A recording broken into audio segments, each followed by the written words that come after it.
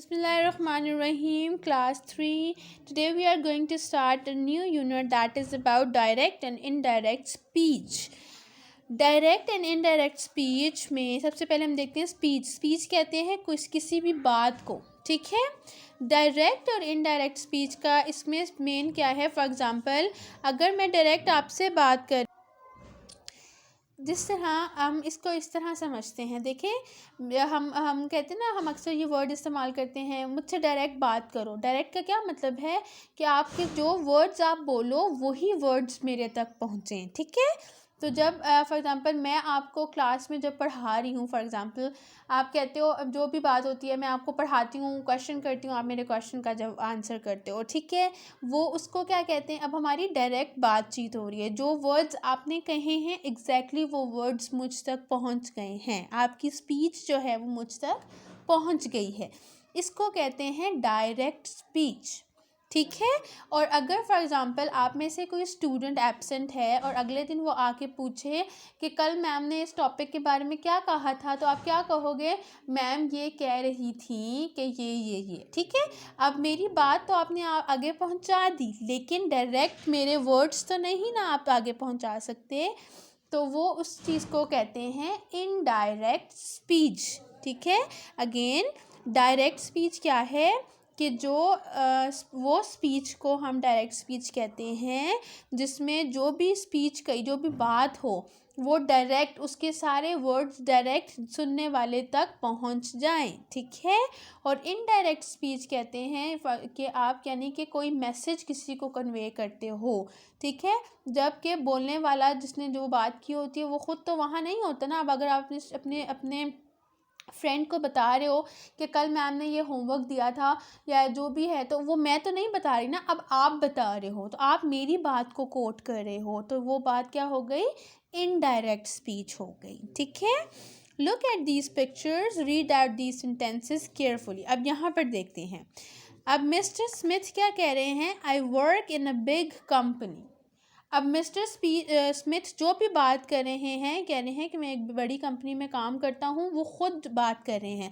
और अगर इनके गिर्द जो भी लोग खड़े होंगे, अगर किसी से ये बात करेंगे, वो इनके सारी स्पीच को ख़ुद सुनेंगे, ये हो गई डायरेक्ट स्पीच, ठीक है। अब अगर कोई आकर तीसरा बंदा, जब मिस्टर स्मिथ नहीं है और कोई और, फॉर एग्ज़ाम्पल ये यहाँ पर टॉम जो है वो किसी और को बता रहा है कि मिस्टर स्मिथ क्या कह रहे थे, तो वो क्या कहेंगे, mister Smith said that he worked in a big company. अब टॉम जो है मिस्टर स्मिथ की बात को आगे पहुँचा रहे हैं, तो ये आपके पास जो किसी और की बात को आगे पहुँचाना होता है उसको हम क्या कहते हैं, indirect speech. So again direct speech क्या है, जो भी बात जिसने कही हो वो डायरेक्ट अपनी बात अगलों तक आगे पहुंचाए, खुद बोले, उसको हम डायरेक्ट स्पीच कहते हैं। इनडायरेक्ट स्पीच क्या होती है कि किसी की बात को कोई और बंदा आगे पहुंचाए, आगे बोले, ठीक है। इस तरीके से for example Nancy and Molly they are both are standing, और वो कह रहे हैं वी लाइक म्यूज़िक। अभी दोनों आपस में बात कर रहे हैं, ठीक है, कि हमें म्यूज़िक पसंद है। अब ये इनकी आपस की बात है और ये डायरेक्ट बात कर रहे हैं एक दूसरे से, ठीक है। अब मैरी जो है वो तीसरा बंदा है, वो इन दोनों की बात आके किसी और को बता रही है, कह रही है कि Nancy and Molly said that they liked music.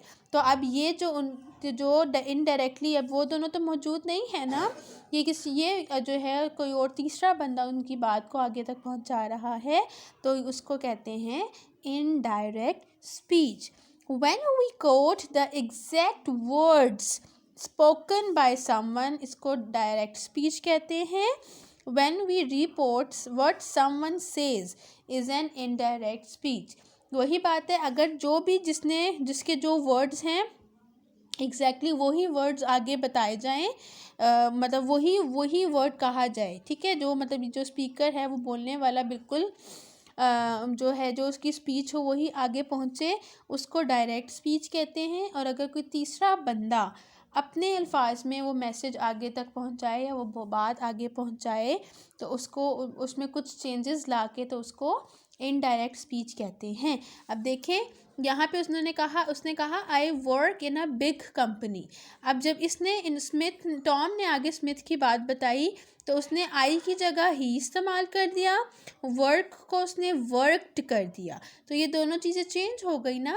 तो डायरेक्ट स्पीच जो एग्जैक्ट वर्ड्स होते हैं कहने वाले के, और इनडायरेक्ट स्पीच में कहने वाले के वर्ड्स को थोड़ा बहुत चेंज कर दिया जाता है। I hope you people understand it. This is the new concept for you. लेकिन आप लोग अगर इसको बहुत ध्यान से करेंगे तो आपको बहुत मज़ा आएगा ये करने में। Okay, so coming back to our appendix, regular verbs. Today we are going to do become. become की सेकंड फॉर्म क्या है? became.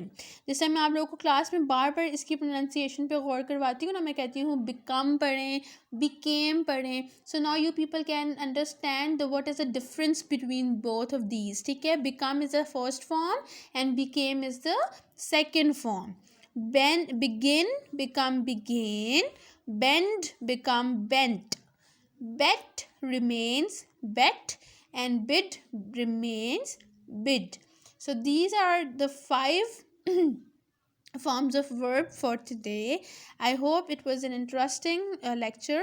We'll do the next by tomorrow inshallah. Till then, Allah Hafiz.